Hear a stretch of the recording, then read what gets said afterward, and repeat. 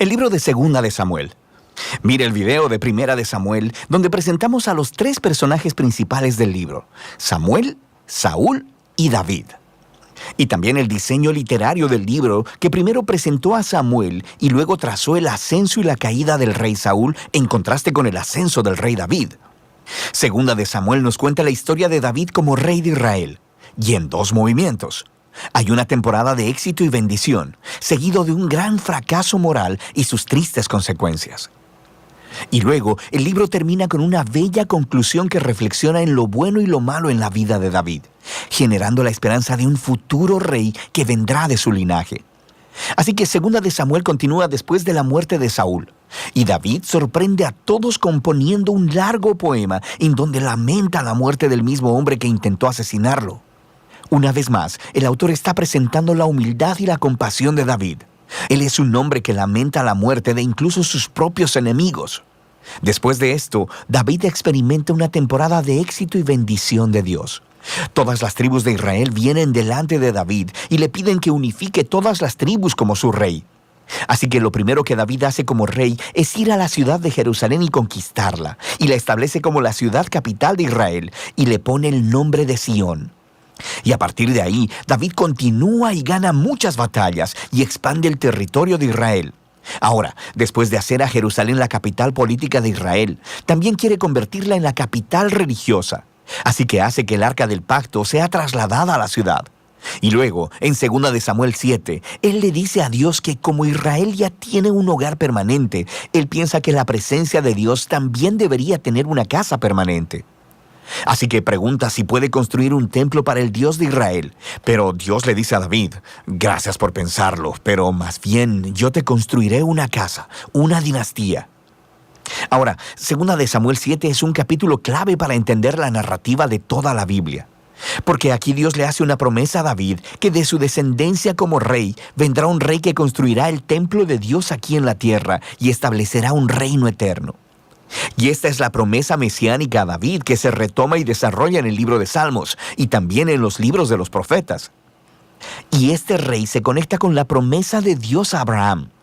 El futuro reino mesiánico será la manera en que Dios traerá su bendición a todas las naciones.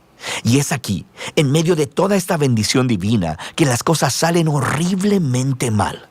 David comete un error fatal, no fatal para él, sino para un hombre llamado Urías, uno de los mejores soldados de David. Desde su terraza, David mira a Betsabé, la mujer de Urías, tomando un baño. David la busca, se acuesta con ella y la embaraza.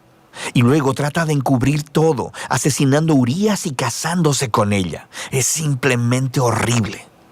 Así que cuando David es confrontado por el profeta Natán acerca de todo esto, él inmediatamente reconoce todo lo que ha hecho. Es quebrantado, se arrepiente y pide perdón a Dios, y Dios lo perdona. Pero Dios no quita las consecuencias de las decisiones de David. Y así como resultado de su horrible elección, la familia de David, su reino, se desmorona. Y eso hace de esta sección una historia trágica como la de la caída de Saúl. Los hijos de David terminan repitiendo los errores de su padre, pero de maneras aún más trágicas. Amnón abusa sexualmente de su hermana Tamar, y luego el hermano de ambos, Absalón, se entera de todo esto y manda a matar a Amnón.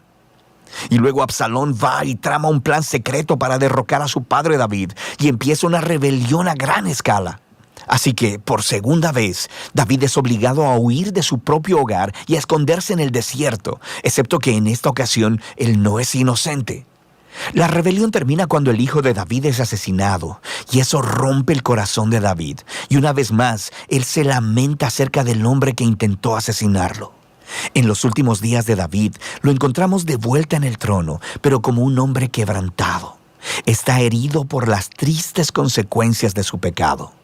El libro concluye con un bello epílogo con historias que están en orden cronológico, pero tienen un diseño literario simétrico realmente genial.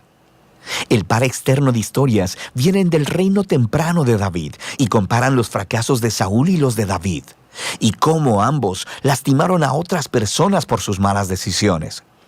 El par interno de historias son sobre David y su grupo de hombres valientes que fueron a luchar contra los filisteos.